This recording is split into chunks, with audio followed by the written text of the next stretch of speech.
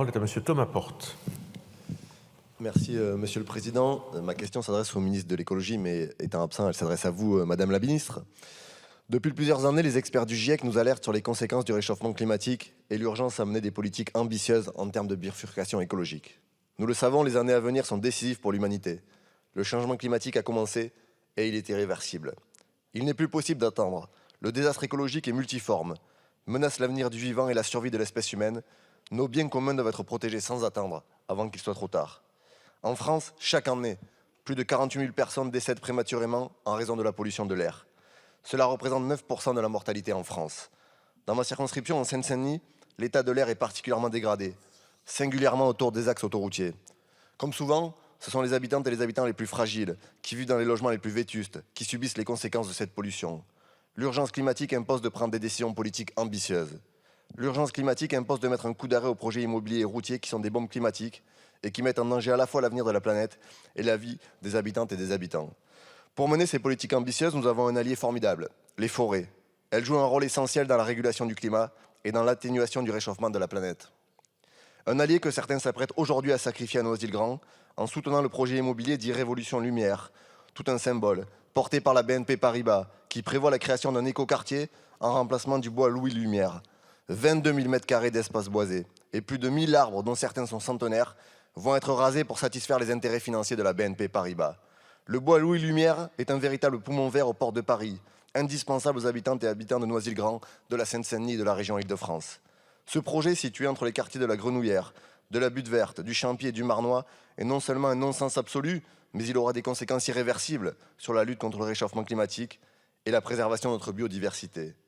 Face à la multiplication des fortes canicules, l'arbre est encore une fois un précieux allié. En effet, les bâtiments et les sols concentrent la chaleur en été, ce qui génère de multiples îlots de chaleur. Les arbres permettent d'absorber une partie de cette chaleur et de rendre les températures de la ville plus supportables.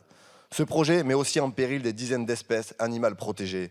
Les associations, les élus, les citoyens se mobilisent contre ce projet depuis plusieurs mois. Un projet de notre siècle, dangereux et inutile. Un projet qui va menacer la vie de dizaines d'habitants.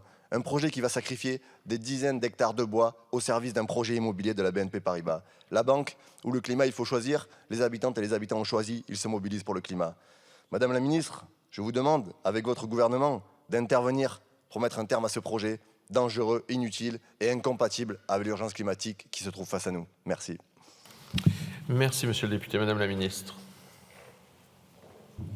Merci, Monsieur le Président. Monsieur le député Portes, je vous réponds au nom du ministre de la Transition écologique et de la Cohésion des territoires. Le projet urbain Révélation Lumière, à proximité de la future gare du Grand Paris Express, prévoit la construction effectivement de nombreux logements, dont une part de logements sociaux et divers équipements publics.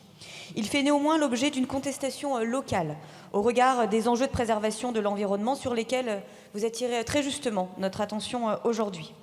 Bien que ce projet consiste principalement en la réhabilitation de la friche de l'école Louis Lumière, située sur un foncier appartenant à l'État, il n'appartient bien sûr pas pour autant à l'État de se substituer aux collectivités territoriales dans leurs responsabilités en matière d'aménagement.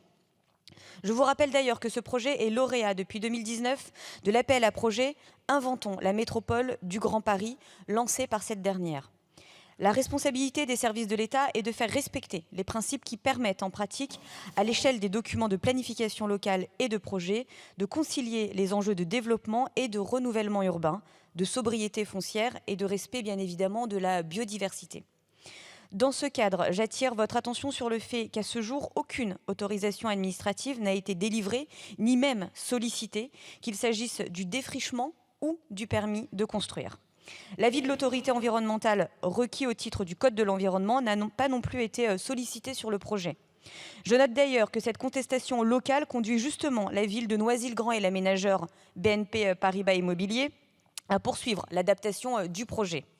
Lorsque les procédures auront été engagées, les services de l'État, bien évidemment, veilleront à ce que le projet prévoie toutes les mesures d'évitement et de réduction des impacts sur les espèces protégées présentes sur le site et à ce qu'il soit rendu également compatible avec l'ensemble des règles d'urbanisme applicables. Je vous remercie.